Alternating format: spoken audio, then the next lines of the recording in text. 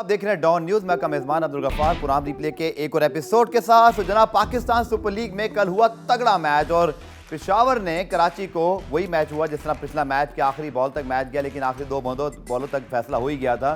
खुर्रम शहजाद इस बार के हीरो और उससे पहले जो है जमान खान हीरो थे। तो लगता यही है कि पाकिस्तान सुपर लीग बहुत सारे जो हमारे फैंस हैं उनके ब्लड प्रेशर, शुगर और हार्ट बीट का इम्तिहान भी ले रही है, क्योंकि इतनी सनसनीखेज़ी थी। कल मैं खुद मौजूद था और जो लोग नेशनल कराची में मौजूद थे उन्हें पता है कि कल इतना बड़ा क्राउड के शेब मलिक के कहने पे मजबूर हुए कि उन्होंने इंडिया में जाके जो पैक्ड हाउस में जो क्रिकेट खेली है, इतनी नॉइज़ होती है और कल इतना नॉइज़ कराची में था और सब ने इसको बहुत इंजॉय किया। इस सारी सूरत हाल बात करेंगे। हमारे साथ आज हमेशा की तरह PSL शो के लिए मौजूद हैं तनवीर अहमद।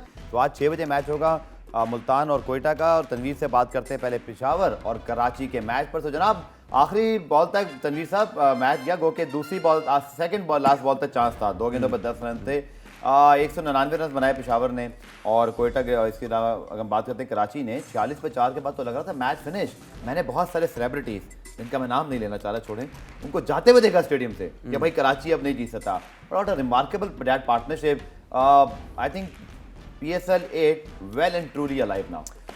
बिल्कुल। और पहले दिन हमने जिस तरह बात की थी कि जो सरमनी है वो अगर अच्छी है तो उसके बाद मैचेस जो वही बड़े स्ट्रांग होने चाहिए और बड़े ज़बरदस्त हुए। दोनों मैचेस बड़े ज़बरदस्त हुए। आई थिंक पहले मैच में आखिरी ओवर में 15 रन चाहिए थे और कल के मैच में 16 रन चाहिए थे। तो इसी किस्म की क्रिकेट हमें देखने को मिलेगी और इसी तरह के ही हमें फिर जो बॉलर्स है स्पेशली हमें नज़र आएंगे कि लास्ट ओवर कैसा कर रहे हैं। आपके पास जो प्रोडक्ट है वो बड़ा ज़बरदस्त और पेशेंस और मेंटली एक जो स्ट्रॉन्ग होता है प्लेयर वो नज़र आता है, जिस तरह जमान खान और हमें शहजाद नज़र आए और बड़ा ज़बरदस्त मैच हुआ। आई थिंक जिस तरीके से अगर बैटिंग की बात करें, बाबर आजम ने जिस तरह स्टार्ट किया, टॉम कैडमोर ने जिस तरीके से कराची किंग्स के बॉलर्स की उसने धुलाई की और जो छक्के लगाए उसमें नज़र आ रहा था कि जो पिच जो है वो बहुत ज़्यादा सपोर्ट कर रही है बैट्समैन को। लेकिन अगर यहाँ पे अगर स्पिनर्स जो है थोड़ा सा उनको सपोर्ट होती तो शायद इतने ज़्यादा रन्स ना होते। इसी की वजह से आप पहला मैच देखें उसमें भी स्पिनर्स की बहुत मार लगी, कल के मैच में भी स्पिनर्स की बहुत ज़्यादा जो है वो मार लगी है। बिल्कुल, स्पिनर के हवाले से जरूर बात करेंगे। तनवीर ने खुद अपनी सारी क्रिकेट नेशनल कराची में खेली है, तो क्या हो सकता है आने वाले मैचेस पे तनवीर की एक्सपर्ट ओपिनियन लेंगे। तो तनवीर, बहुत सारे ट्विस्ट आए इस मैच में, लेकिन एक बैटल जिसका सब इंतजार कर रहे थे वो शुरू में आ गया, चूंकि कराची को बॉलिंग मिल गई और बाबर उनके सामने थे, मोहम्मद आमिर के सामने एक शानदार कवर ड्राइव लगी और उसके बाद हमने देखा कि आमिर बॉलिंग से भी हट गए और उसके बाद डोमिनेट किया टॉम कोल और कैटमोर और फिर बाबर आजम ने। गो के हारिस जल्दी आउट हो गए। साइम अयूब बहुत ही अनलकी रहे, बॉलर्स बैक ड्राइव पे अगर रन आउट हो जाए तो इसके ज़्यादा कि आज मेरा दिन अच्छा नहीं था और क्या कह सकते हैं। सो इस कॉन्टेस्ट पे क्या कहेंगे, बिकॉज का बड़ा कल हमने तस्करा किया था। आपने तो 15-20 की बात की थी बट एक चौके पर ही बात खत्म हो गई। देखिए, मैं उन लोगों को ये बता दूं कि जो लोग बाबर के ख़िलाफ़ एजेंडे के तौर पे काम कर रहे हैं और उसको पूरा बेइज्जत करने की कोशिश कर रहे हैं अपनी दुकान चमकाने के लिए, और मैंने ये ट्वीट भी की थी कि जब बाबर आजम ने आमिर को चौके लगाए, मैंने ये ट्वीट की थी कि बच्चों मेरी बात सुन लो कि बाबर आजम की जो क्लास इस वक्त है वो मोहम्मद आमिर उनके सामने एक छोटा बच्चा सा लग रहा है। ठीक है, अगर मोहम्मद आमिर यही यंग होता जिस टाइम टीम के अंदर आया था, उस टाइम शायद ये मैं वर्ड यूज़ नहीं करता, क्योंकि उस टैलेंट में और इस टैलेंट में 15-20 का फ़र्क है। जिस तरह हम 19-20 की बात करते हैं ना, ये 15-20 का फ़र्क है। बाबर आजम का मेल जो रूट के साथ होता है, स्मिथ के साथ होता है, केन विलियमसन के साथ लोग करते हैं, विराट कोहली के साथ करते हैं। ये जितने भी दुकान चमकाने के लिए जो क्रिकेटर्स हैं ना उसके खिलाफ बात कर करके अपनी हाइप बनाने की कोशिश करते हैं, ये ज़रा भूल जाएं। एक चीज़ में और बहुत लाजमी अभी मैं एक बात करना चाहता हूँ। देखिए, मैं बहुत सख्त किस्म की वर्डिंग यूज़ करता हूँ जो कि मुझे करनी भी चाहिए। देखिए, कुछ ब्लैक मेलर्स होते हैं जो इस किस्म की हरकतें करते हैं, प्लेयर्स को आपस में लड़वाने की कोशिश करते हैं। ठीक है, कल मुझे ऐसा लग रहा था कि इंडिया और पाकिस्तान का मैच हो रहा है कि आमिर और बाबर आजम इस तरीके से आमिर उसकी तरफ थ्रो भी कर दी उसने, जैसे मारने की कोशिश की। मतलब ये पाकिस्तान के लोग हैं भाई, ये कोई इंडिया पाकिस्तान का मैच नहीं हो रहा कि आप उसको घुरियां डाल रहे हैं। नहीं होनी चाहिए, लेकिन आपस में आप क्या शो कर रहे हैं, और ये चीजें वो लोग करवा रहे हैं जिन्होंने अपनी दुकान चमकानी है। ठीक है ना भाई, बात ये है कि क्रिकेट के ऊपर रहने दो चीज़ों को। मतलब अगर बाबर आजम ने कराची किंग छोड़ दिए तो क्या जुर्म कर दिए, और प्लेयर्स नहीं इधर से उधर जाते? कितने फ्रेंचाइज है वो अपने प्लेयर्स को छोड़ देते हैं। इस वजह से हो रहा है। जब से बाबर आजम ने कराची किंग छोड़ी है उस टाइम से ये सिलसिला शुरू हो गया है ठीक है, क्योंकि कुछ लोग जो है वो इस चीज को जानबूझ के शेख मलिक भी तो पेशावर जर्मी से कराची में गए हैं। हाँ, तो फिर कुछ issue वो नहीं बात बनता। नहीं है। बाबर आजम जिस दिन उन ब्लैकमेलरों को इंटरव्यूज देने लग जाएगा, उन ब्लैकमेलरों की बातें सुनने लग जाएगा, उस दिन आप देखिएगा बाबर आजम के बारे में आपसे कल कभी ये भी बात की एजेंडा थी, नहीं मैंने होगा। कल भी ये बात की थी तनवीर के मीडिया या उसको छोड़ें, प्लेयर्स तो आपस में कोई चाहेगा तो ऐसे हो जाएगा। आपको लगता है ऐसे होता है? इसकी मैं आपको सबसे बड़ी वजह ये बताता हूँ। देखें, ये जो मीडिया के लोग होते हैं ना, इनसे क्रिकेटर्स पता नहीं क्यों घबराते हैं, मेरी समझ से बाहर है। भाई कौन है वो लोग? कितना ब्लैकमेल करेंगे आपको? क्या करेंगे आपके साथ? मुझे करो ब्लैकमेल, करो ना, किसी में हिम्मत है करो मुझे ब्लैकमेल।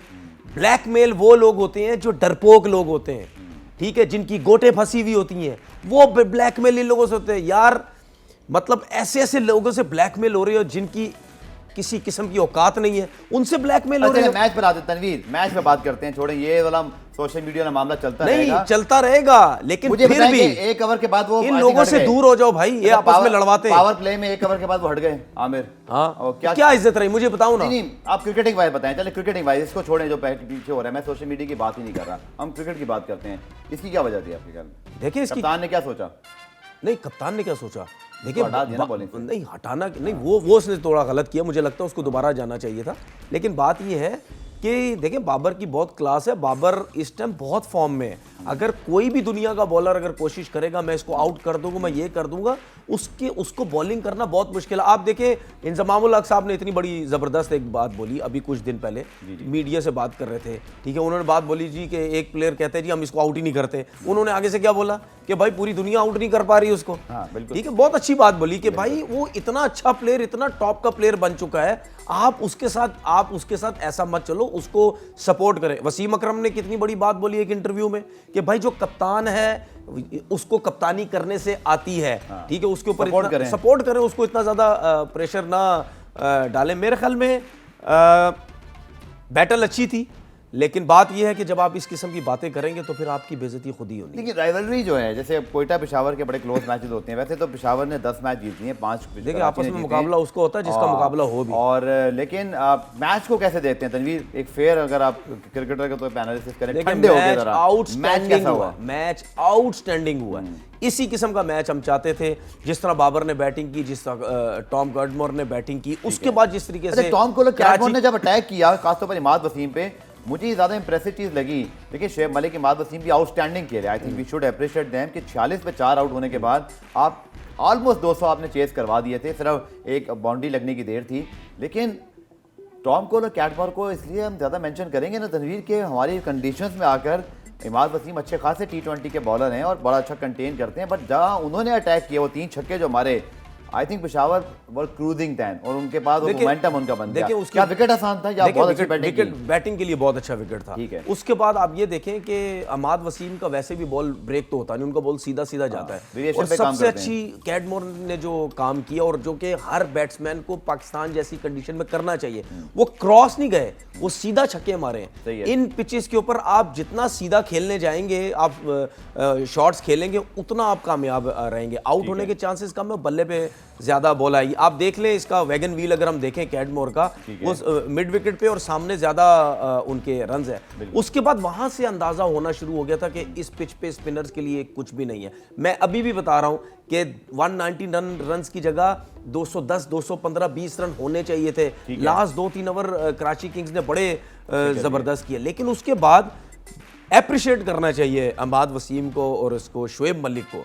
46 पे 4 आउट होने के बाद जिस तरीके से मैच लेके चले, आज 130-31 की उनकी पार्टनरशिप हुई है। एक टाइम पे मुझे भी ऐसा लग रहा था कि कराची किंग्स की टीम ये मैच जीत गई, लेकिन शोएब मलिक नो डाउट उनके 500 से ज़्यादा T20 के मैचेस हो गए हैं और उनकी कोशिश थी कि मैं अमाद को जितना ज़्यादा खिलाऊं, क्योंकि अमाद का स्ट्राइक रेट बड़ा अच्छा था, बैटिंग बड़ी ज़बरदस्त कर रहे थे। लेकिन कहीं मुझे ऐसा लगा कि शोएब मलिक ने आखिरी 2-3 ओवर में चांस लेने की कोशिश की है।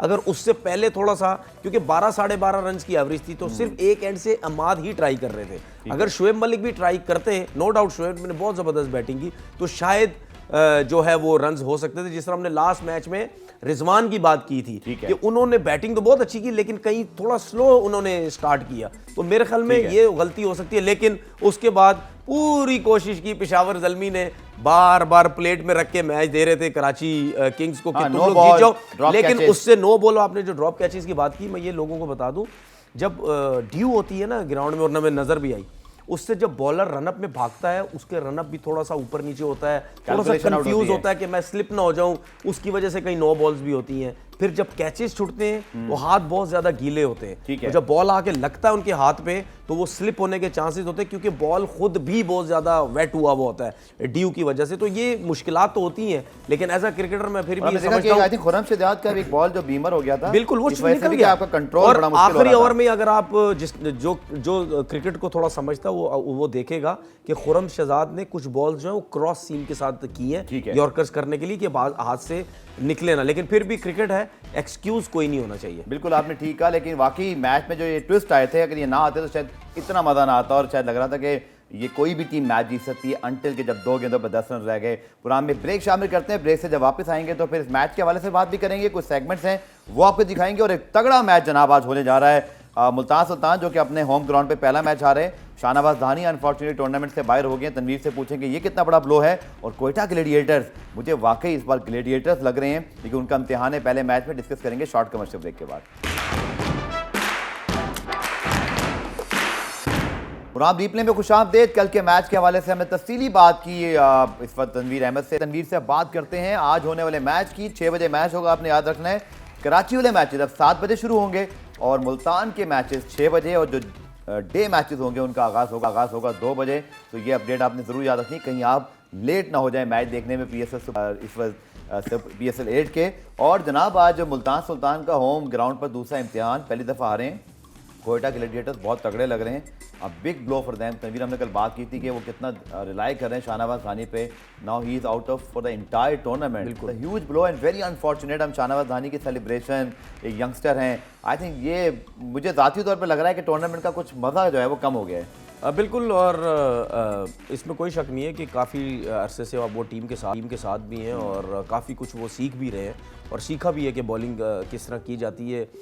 उसके बाद जब आपका कोई भी ब्रांड होता है, उस ब्रांड के अंदर जब इस किस्म के जो क्रिकेटर्स होते हैं उसको भी बहुत लोग देखने आते हैं। आपने देखा कि आउट करने के बाद बाउंड्री तक चले जाते हैं, इमरान ताहिर की तरह सेलिब्रेशन जिस तरीके से वो करते हैं उसके साथ परफॉर्म भी करते हैं। अच्छी बॉलिंग की लास्ट मैच में, डेथ बॉलिंग जब थोड़े से ओवर्स उन्होंने, कुछ बॉल्स उन्होंने बहुत बुरी की, पीछे अननेसेसरी उन्होंने की, लेकिन जाहिर सी बात है पहला मैच था। उसके मोहम्मद इलियास ने उनको रिप्लेस किया है, वो भी बुरे बॉलर नहीं है, वो भी बड़ा अच्छा यूनाइटेड से खेलते हैं। बिल्कुल, वो भी बहुत अच्छी बॉलिंग करते हैं, लास्ट ओवर बड़ा अच्छा करते हैं, स्लो वन भी अच्छे करते हैं। हाइट छोटी है, थोड़ा स्किटी टाइप के हैं ये बॉलर। ऐसे हैं कि अगर ड्यू के टाइम अगर इनको ज़रा हिट मारने की अगर कोशिश की जाए, रन्स करने की कोशिश की जाए, तो इनको थोड़ी मुश्किल भी हो सकती है, क्योंकि स्किटी है ना।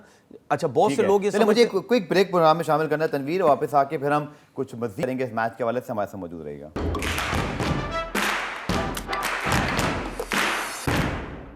प्रोग्राम रिप्ले में खुशामदीद। तो जनाब दूसरा मैच आज, बल्कि आज का पहला मैच है सॉरी, और इसमें बात कर लेते हैं Multan Sultan Quetta gladiators. Live update जनाब ये है, Multan Sultan won the toss, choose to bowl. Shahnawaz Dhani बाहर हो गए, लेकिन मगर मैं आपको जल्दी से 11 बता दूं तो मोहम्मद रिजवान खेल रहे हैं, शान मसूद, रायली रोसो आ गए हैं, इसी तरह डेविड मिलर, कैरम पोलार्ड और रायली रोसो तीनों एक साथ हो तो मुझे तो देख के ही मेरा मोबाइल कांप रहा है अगर मैं बॉलर होता। और जनाब अकील हुसैन, उसामा मीर, समीन गुल, अब्बास हफीदी, एहसानुल्लाह। और अगर हम बात करते हैं जनाब दूसरी टीम की, तनवीर क्विकली मैं आपको वही बता देता हूं ताकि आपके पास दोनों टीमों की अपडेट आ जाए। मार्टिन गुप्तिल, जैसन रॉय, उमर अकमल नंबर 3 पे हैं इस वक्त शीट पर, सरफराज अहमद 4 पर, इफ्तिखार अहमद 5, हफीज़ भी खेल रहे हैं, नवाज, और इसी तरह अब्दुल वाहिद बंगलजई, नसीम शाह, मोहम्मद हसनैन और नुवान तुषारा। सो जनाब टॉस जीत कर जो है वो, जैसे मैंने आपको बताया कि मुल्तान सुल्तान ने पहले बॉलिंग करने का फैसला किया। Tanvir, your views on the 11 and the toss.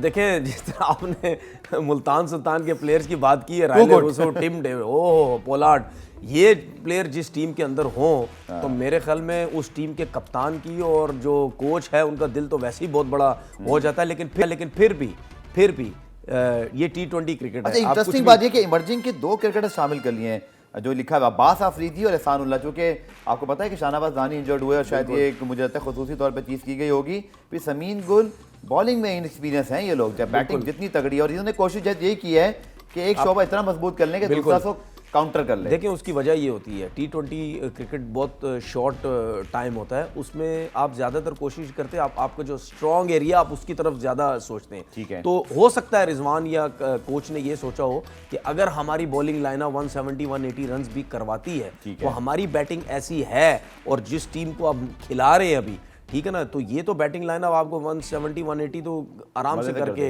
देनी चाहिए। ये वजह कि टॉस जीत के बॉलिंग कर ली ताकि अपने सेकंड ऑप्शन क्योंकि पे ये जो बाद में बॉलिंग मुझे लग रही है ना इनकी मुल्तान सुल्तान की, ये ऐसी बॉलिंग मुझे नहीं लग रही कि ये रन डिफेंड कर सके। तो मेरे ख्याल में बहुत अच्छा फैसला था। उसके बाद कोयटा ग्लेडिएटर की बात करते हैं। आपने हफीज का नाम लिया, हफीज का नंबर जो 5वां 6वां नंबर लग रहा है, ये वही टाइम है जब लास्ट टाइम जब हफीज टीम से जब ड्रॉप हुए थे, सिलेक्शन होना खत्म हो गई, तो नीचे के नंबर्स पे खेल रहे थे कि तेज खेले। अच्छा, उमर अकमल है नंबर 3, लेकिन देखिए अभी मुझे नहीं पता शीट पे नंबर 3 लिखा है, वो बैटिंग क्या करेंगे, देखिए उसकी वजह है, बदल हो जाता उसकी वजह जो मैं समझा उमर अकमल को इस वजह से नंबर 3 करवाया गया है। एक तो शायद उनकी अपनी सोच भी हो कि मैं ऊपर खेलना चाहता। दूसरी बात ये कि जब किसी ने पाकिस्तान टीम में कमबैक करना होता है ना, तो ऊपर के प्लेयर्स बहुत जल्दी कमबैक करते हैं। नंबर 3 का मतलब ये आपको सर्किल भी मिल जाएगा, आपको बाकी ओवर्स में मिलेंगे, ठीक है। अब ये हो सकता है कहीं ना कहीं उमर अकमल की वजह से कोयटा ग्लेडिएटर को नुकसान ना हो जाए, क्योंकि वो बहुत अरसे बाद खेलेंगे और उन्होंने पाकिस्तान टीम की तरफ भी सोचना, और ये ना हो कि कहीं थोड़ा सेल्फिश क्रिकेट भी खेलने लग जाए, अपने 50 कर और दिए। ये बड़ा इंपॉर्टेंट पार्ट है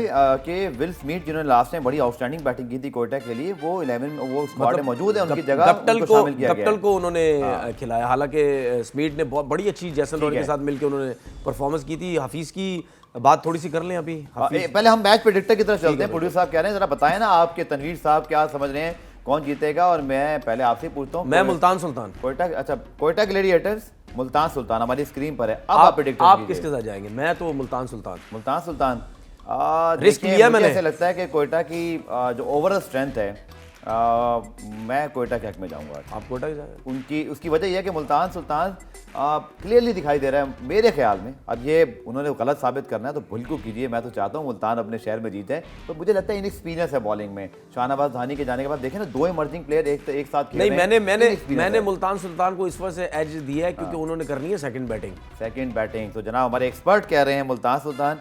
मेरा आज वोट कोयटा की तरफ इसलिए कि मुझे लग रहा है कोयटा ओवरऑल, क्योंकि आप देखें 2 बातें हैं तनवीर, ये आपसे सवाल भी मैं कर रहा हूँ। Iftikhar Ahmed is a new Iftikhar Ahmed now. Naseem Shah वो नसीम शाह नहीं है 2 साल पहले थे, ये तो international brand now. Nawaz team में, पाकिस्तान टीम में मैचेस जितवा कर ऊपर के नंबर पे। तो कोयटा ने तो मुझे लगता है अपना जो मेहनत का फल है वो खाने का टाइम आ गया। दूसरा सरफराज की अगर मैं बात करता हूँ, स्पेशली आप तनवीर पर कमेंट कीजिएगा, वो टीम से जैसे ही बाहर हुए कोयटा का सवाल भी शुरू हो गया था। वो टीम में वापस आए, मैन ऑफ द सीरीज हुए। एक कप्तान के लिए, किसी प्लेयर के लिए सेल्फ कॉन्फिडेंस बहुत जरूरी होता है। आई थिंक ये सरफराज वो 2 सीजन वाले सरफराज नहीं होंगे जो टीम से मुकम्मल तौर पर बाहर थे। थोड़े मुझे लग रहा है जख्मी शेर की तरह आएंगे। देखिए कुछ अरसा वो जब टीम से बाहर रहे, फिर उसके बाद कोयटा ग्लेडिएटर के साथ रहे, कप्तानी भी की। उस टाइम भी सरफराज की कप्तानी में कोई कोयटा की परफॉर्मेंसेस इतनी अच्छी नहीं थी। लेकिन अब जो सरफराज हमें नजर आएगा वो डिफरेंट नजर आएगा, जिस तरह आपने बात की, क्योंकि जो टेस्ट मैच में उसने जो 100 किया है ना, और जो प्रेशर था उसके ऊपर, वो प्रेशर बिल्कुल निकल गया। अब यहाँ पे हमें डिफरेंट एक कप्तानी नजर आएगी, और उनके पास एक्सपीरियंस भी बहुत ज्यादा है कप्तानी का।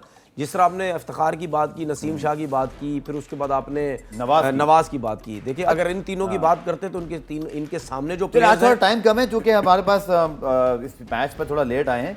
Mohammad Hafeez all of a sudden भाई, कभी कभी जिंदगी में मौका ऐसे मिल जाता है। एहसान अली इंजर्ड हुए, मोहम्मद हफीज कहीं नहीं थे, कहीं ड्राफ्ट में इनिशियली पिक नहीं हुए थे, पाकिस्तान से रिटायरमेंट अनाउंस कर चुके हैं, नंबर 6 पे खेल रहे हैं। देखिए मेरे ख्याल में आप ही क्या राय है, बॉलिंग का एडवांटेज भी दे देंगे? नहीं, हो सकता है लोगों की अपनी सोच हो, मेरी ये सोच नहीं है। देखिए जब एक लड़के की क्रिकेट खत्म हो जाती है, या एक लड़के को कोई भी टीम जो है पिक नहीं कर रही, अगर बहुत अच्छा था फीस तो पहले सबको पिक करना चाहिए था, किसी ने पिक नहीं किया। अब कोयटा ग्लेडिएटर ने ये काम किया, कोयटा ग्लेडिएटर उमर अकमल को भी सपोर्ट किया जा रहा है, अहमद शहजाद को ड्रॉप कर दिया, अब हफीज़ को सपोर्ट किया जा रहा है। शायद कहीं ना कहीं पसंद उनकी भी नज़र आ रही है। तो मेरे ख्याल में ये नहीं होना चाहिए। साहबजादा फरहान, मैं अगर गलत हूँ, किसी टीम में नहीं है शायद, आई थिंक इस तरीके से, और T20 के स्पेशलिस्ट मुझे याद नहीं आ रहे, मतलब इनिशियल पिक में तो नहीं थे, मेरे इनिशियल पिक में शायद नहीं है, अगर गलत हो नहीं थे, मेरा भी ख्याल है नहीं। ठीक है, उसके बाद T20 के और भी बहुत अच्छे प्लेयर हैं, उनको तरजीह दें, उनकी एज भी कम है, वो फिट लड़के हैं, यंग लड़के हैं, उसके बाद एक थोड़ी सी बात मैं करना चाहता हूँ, आपने हफीज़ की मैं शोएब मलिक की बात करना चाहता हूँ। प्रेस कॉन्फ्रेंस में कल उन्होंने एक बात की कि जी Shahrukh Khan is old is gold, अगर वो फिल्मों में काम कर सकते हैं, फिट है, तो मैं क्यों नहीं खेल सकता।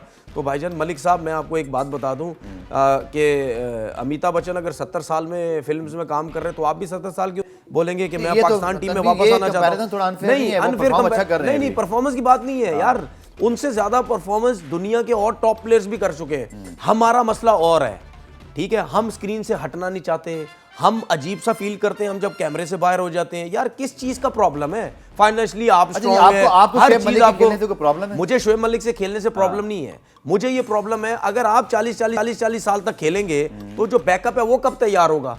मतलब वो बैकअप का तैयार करेंगे आप? मेरा पॉइंट सुन। अच्छा मुझे एक चीज बताएं, अभी जो शोएब मलिक नहीं है टीम में, तो क्या बुरी परफॉर्मेंस दे रही है टीम? तो ठीक है ना, कितनी जरूरत पड़ गई? लीग में तो 120 प्लेयर खेलते हैं ना। नहीं, मेरा सवाल ये है कि शोएब मलिक अगर पाकिस्तान टीम में नहीं है तो क्या प्रॉब्लम हो रही है? पाकिस्तान टीम खेल नहीं रही या उन्होंने बाइकआउट कर दिया जी मलिक नहीं है, हफीज नहीं है, हम खेल ही नहीं रहे? यार ऐसा नहीं होता। अगर किसी, देखिए इसकी वजह क्या है, शोएब मलिक ने ये वर्ड यूज क्यों किया कि मैं भी पाकिस्तान टीम में खेलना चाहता हूं? क्योंकि वो पाकिस्तान के कल्चर में रहता है, इस वजह से। किसी बाहर के कल्चर में होता ना, कभी भी ये लफ्ज नहीं यूज करता, क्योंकि इन सबको पता और मुझे भी पता है कि पाकिस्तान के कल्चर में अगर 70 साल जैसा बेबी बॉय चीफ सिलेक्टर बन सकता है और लोग आ सकते हैं, तो भाई इधर तो कुछ भी हो सकता है। शोएब मलिक अगर बीपीएल में और दुनिया भर की लीग में परफॉर्म कर रहे हैं, फिट हैं, प्रोफेशनल है ना, ऑस्ट्रेलिया में कितने जाके परफॉर्म किया मुझे ये तो बताएं जरा। ऑस्ट्रेलिया में तो बिग बैश तो नहीं खेल रहे, नहीं, उस कंडीशन में कितना परफॉर्म कर लिया इन लोगों ने, जरा निकाले तो जी स्टैट्स। मुझे पता है ये पाकिस्तान के जितने भी, सुने, लेकिन जहां वो खेल रहे हैं वहां परफॉर्म कर रहे हैं। पाकिस्तान टीम के जितने भी प्लेयर्स जब पाकिस्तान टीम से बाहर होते हैं ना, ये बीपीएल हो गया, ये श्रीलंकन प्रीमियर लीग हो गई, ये पीएसएल हो गया, ये इस कंडीशन में परफॉर्म करके कहते हैं कि जी हम बड़ा जबरदस्त परफॉर्म कर रहे हैं। आप जरा शोएब मलिक की ऑस्ट्रेलिया की परफॉर्मेंसेस तो निकालें। बात ये है कि इनको कोई चुप कराने वाला नहीं है, ये अपनी मर्जी से। भाई कौन है, हु आर यू? 40 साल के 41 साल के, मैं पाकिस्तान टीम में वापस आना चाहता हूं। और भाई किसने तुम्हें ऑर्डर दिया हुआ है? उन्होंने प्रेस कॉन्फ्रेंस के बीच में एक और बात ही बोली, उन्होंने कहा मैं एक्सपेक्टेशंस नहीं रखता कोई। फिर आप एक्सपेक्टेशन कोई नहीं रखता, उसके बाद बात सारी कर दी कि मैं खेलना चाहता हूं पाकिस्तान टीम से। यार बेवकूफ ना बनाओ। लेकिन एक बात है, कल हैदर अली भी तो खेल रहे थे ना तनवीर, अब हैदर अली का परफॉर्म नहीं कर रहा, हैदर अली मलिक कर रहा है, तो फिर देखिए मेरी बात, हैदर पहले आए, मेरी बात सुने। अगर अगर यंग लड़का परफॉर्म नहीं कर रहा, जिसको मौके मिल रहे हैं, तो उस यंग लड़के की गलती है ना, तुम सीख क्यों नहीं रहे?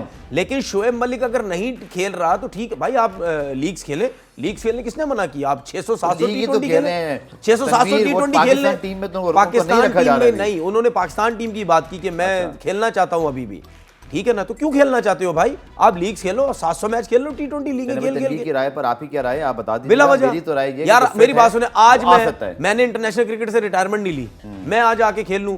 मैं इन सबको चैलेंज करता हूं कि पाकिस्तान टीम के आधे से ज्यादा प्लेयर मेरे साथ ना भाग सकते ना मेरे से जिम कर सकते। चैलेंज है, किसी ग्राउंड में भी लेके आ जाओ। क्या मैं बोलूंगा कि मैं बहुत ज्यादा फिट हूं, लेकिन मैं नहीं खेल सकता? ठीक है, क्यों? एक हर चीज की एक टाइम होता है ना। अच्छा भाई, कल हम थोड़ा T20 पेस पे चलते हैं। चैलेंज आपने सुन लिया तनवीर अहमद का, तो आप जो चाहें तो उनको सोशल मीडिया पर या हमारे थ्रू जवाब दे सकते हैं। लेकिन अब जरा बात करते हैं, कल पेशावर ज़ल्मी ने एक ट्वीट किया था, और वो ट्वीट ये था कि जब स्कोर कार्ड था, हम स्क्रीन पर अगर दिखा सकें वो स्कोर कार्ड, जिसमें बाबर आजम जो है, हालांकि वो तो ओपनर आता, वो 10वें नंबर पे कहीं जो है वो दिखाए जा रहे थे, तो वो बड़ा वायरल हो गया है। तो वायरल होना भी था। मतलब जिस किस्म की मोहम्मद आमिर बात करेगा, मतलब यानी यार आप इतनी क्रिकेट खेली हुई, आपने पाकिस्तान के साथ क्या कुछ किया, उसके बाद आपको इज्जत दी लोगों ने, आपका कमबैक हुआ। देखिए बात ये है कि जो भी इंसान पाकिस्तान, पेशावर ज़ल्मी ने जो 10वें नंबर पे दिखाया, गलती कर दी है उनके सोशल मीडिया मैनेजर ने? नहीं, गलती नहीं की। अच्छा, ये डिलिबरेट है, बिल्कुल सही किया है। अच्छा, कि ये टेलेंडर है ना, टेल है ना, टेल भी नीचे से, मतलब उन्होंने ये बताया कि देखो पेशावर ज़ल्मी के पास ओपनर को छोड़ो, टेलेंडर में भी ऐसा टॉप का प्लेयर है कि जिसको तुम लोग आउट नहीं कर सकते। ठीक है, वो ऐसा है। देखिए बात मैं तो एक चीज समझता हूँ तनवीर, आपकी जो भी राय है आप सब भी बता सकते हैं यहाँ भी, और डीएन स्पोर्ट पे जब देख रहा हूँ, ये डॉन यूट्यूब पे, राइवलरी ऐसी होगी तो मजा आएगा, लोग बात करेंगे, प्रोडक्ट बड़ी हो रही है, पाकिस्तान सुपर लीग धड़ाधड़ टिकटे बिक रही है। देखिए आपस में जब आप मुकाबला करते हैं ना, उसको क्रिकेट की हद तक रखें, उसको गुस्से की हद तक, फ्रस्ट्रेशन की हद तक ये मत रखें। नवाज वसीम ने बड़ी अच्छी प्रेस कॉन्फ्रेंस की, वेरी सेंसिबल। उन्होंने कहा देखें, मैं ये नहीं कह रहा किसी का नाम लेकर, वाकई नाम नहीं, उन्होंने बोला कोई भी टीम हो, किसी के आने जाने से फर्क इसलिए नहीं पड़ता कि हर टीम को अपनी स्ट्रेंथ बनानी खत्म होती है, होगी हर बात टीम ये ना। करती है। ही actually I think sport very sensible. देखिए शाहिद अफरीदी हर टीम से खेल चुके हैं, तकरीबन एक टीम रही रह गई मेरे ख्याल इस्लामाबाद इस्लामाबाद से नहीं खेले। ठीक है, बाकी सबसे खेल चुके हैं। तो क्या जब जिस टीम से शाहिद अफरीदी ने टीम छोड़ी थी, क्या वो वीक हो गई थी टीम? नहीं, वो जीते भी बाद में, फिर किसी के आने पेशावर जाने ज़ल्मी से के साथ टाइटल जीते थे। किसी के आने जाने से कोई फर्क नहीं पड़ता, ठीक है ना। लेकिन आप एक अंदर से आपने वो रखा हुआ है कुछ लोगों की वजह से, मेरे ख्याल में ये गलत है। उन लोगों को ठीक करने की जरूरत है। ठीक है, मैं फिर बता रहा हूँ जनाब, 6 बजे मैच है। कहीं ऐसा ना हो आप पुरान देख रहे हो, सोच रहे हो 7-8 बजे मैच है, तो ये मत भूलिएगा कि 6 बजे मुल्तान के मैचेस हैं, कराची के 7 बजे मैचेस हैं। मैं भी उन लोगों में शामिल था जिन्होंने ज़रा आवाज़ उठाई थी कि भाई ज़रा 8 बजे से पीछे मैच लेकर जाओ, बच्चों ने सोना वोना होता है और ये जितना अर्ली आप कर लें। तनवीर, कल जो हमने कंडीशंस देखी थी परसों वाले मैच में, जहाँ पे लाहौर ने टाइटल डिफेंड किया था, अपना जो स्कोर है डिफेंड किया था, आपने जो पिचेस देखी हैं अब तक दोनों, आपको क्या नज़र आ रहा है टीमों के ज़हन में अब क्या चल रहा होगा? कोई करेक्शन कर सकते हैं? जैसे आज हमने देखा है कि 2 फास्ट बॉलर इमर्जिंग के खिलाए हैं मुल्तान ने। देखें, जो पिचेस का स्टैंडर्ड मुझे नज़र आ रहा है ना, वो देखने से मुझे ये लग रहा है कि ऐसी पिचेस रही तो किसी मैच में 220, 225, 30 रन भी होंगे, चेस भी हो जाएंगे। चेस का मैं कुछ नहीं कह सकता, लेकिन बनेंगे ज़रूर। ठीक है, वो हो सकता है आप जो कह रहे हैं शायद चेस भी हो जाए। अच्छा, आज के मैच पे अगर हम स्पेसिफिकली बात करें तनवीर, तो क्योंकि मुल्तान ने टॉस जीत के पहले बॉलिंग ली है और उनकी बैटिंग बहुत तगड़ी है, बॉलिंग क्लियरली उनकी बहुत इस वक्त शेकी नजर आई। कितने आपके ख्याल में वो चाहेंगे कोयटा वाले के रन्स इतने कर दें? देखिए लास्ट जो जिस तरह चली तो 175 आई थिंक 175 थे, तो पार स्कोर था मेरे ख्याल में। उनकी जो बैटिंग है ना, जिस तरीके से देखे, रिजवान बहुत फॉर्म में, शान मसूद भी अच्छी फॉर्म में, लेकिन बहुत स्लो खेले। ठीक है, फिर खुशदिल शाह है उनके पास, फिर उसके बाद टीम डेविड है, रायले रोसो है, बहुत बड़ी टीम है। इस टीम को देखने के बाद जरूर कोयटा की ग्लैडिएटर की टीम सोचेगी कि भाई हमने कम से कम 180, 190 तो करने ही करने हैं। ठीक है, उससे नीचे जब अगर ये टीम आउट होती है तो फिर कोयटा के एक्स्ट्राऑर्डिनरी बॉलिंग होगी, तो तब आप जीतेंगे। और एक्स्ट्राऑर्डिनरी बॉलिंग तब होती है, तब मुश्किल में डलते हैं जब स्पिनर्स की सपोर्ट हो रही हो। अगर स्पिनर्स की सपोर्ट नहीं, आप दोनों मैचेस में देख लें, चारों टीमों की तरफ से स्पिनर्स की हमारे पास लास्ट 2 मिनट्स है, उसमें मैं नवीद से कुछ की प्लेयर्स के बारे में बात करता हूँ। Everyone is talking about Iftikhar Ahmed. Iftikhar ने बड़ा अच्छा बयान दिया, बोला उससे को डरे मत, मतलब वैसे वो है भी बड़े हम्बल हैं, बड़े सादे से मुझे लगते हैं, बहुत ज़्यादा कोई फ्लैम्बेंट बातें नहीं करते हैं। उससे डरने की जरूरत नहीं है, भाई क्रिकेट हो रही है तो इसमें किसी का भी दाव लगता है। लेकिन जैसी वो फॉर्म में है, लग रहा है कि कोयटा की बहुत अच्छी पिक जो उन्होंने चंद सालों से की हुई थी, उसको अब कहते हैं ना फल तोड़ने का वक्त आ गया। तो इफ्तिखार इतने कामयाब रहेंगे पीएसएल में भी? देखें, अगर आप मुझसे पूछे, मेरा अपना ओपिनियन है, अगर मुझसे कोई पूछेगा तो मैं ये बोलूँगा कि इफ्तिखार से डरने की कोई ज़रूरत ही नहीं है। वो तो खुद कह रहे हैं। हाँ, नहीं, वैसे भी घबराने की ज़रूरत नहीं, क्योंकि Iftikhar is not Tim David, Iftikhar is not Pollard, Iftikhar is not, मारे वहाब रियाज को 6 छक्के लग गए ना बस। अब उस 6 छक्कों की वजह से आप इफ्तिखार को, पोलार्ड, टिम डेविड, इन लोगों से आप मत मिलाएं। उनकी क्लास बहुत हाई फाई है। नो डाउट इफ्तिखार ने बहुत अच्छी बैटिंग की।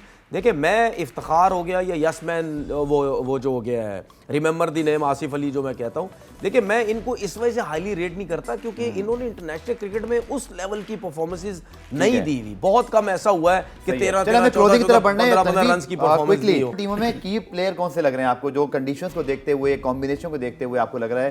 क्विकली बताइएगा। देखिए, मुझे ऊपर से रिजवान है और नीचे से पोलार्ड है। और कोयटा ग्लैडिएटर से मुझे नसीम शाह, मुझे ऐसा लगता है कि ठीक है, नसीम शाह। चलिए देखते हैं, आज मेरी प्रेडिक्शन कोयटा के साथ है और ज्यादातर नजरें उमर अकमल के ऊपर होंगी। उमर अकमल पर होंगी, जो कि नंबर 3 पे लिखा जरूर है, लेकिन देखते क्या होता है। बहुत बहुत शुक्रिया तनवीर। और देखिए, 2 मैच तो बहुत तगड़े हुए, तीसरा मैच भी मुझे लगता है इसी तरह होना चाहिए। राइवलरीज बहुत अच्छी हैं, क्लोज मैच होंगे तो मजा आएगा। और रोज 5 बजे आप हमें ज्वाइन करें तनवीर के साथ। सोशल मीडिया पर भी आस्क तनवीर, आस्क गफ्फार दोनों आप भेज सकते हैं अपने सवालात। कल से हम इंशाल्लाह सवालात भी लेंगे सोशल मीडिया पे तनवीर, और मेरे अकाउंट पे भी आप सवालात भेज सकते हैं, और डीएन स्पॉट पे भी। कल दोबारा से मुलाकात होगी, तब तक के लिए अल्लाह हाफिज़।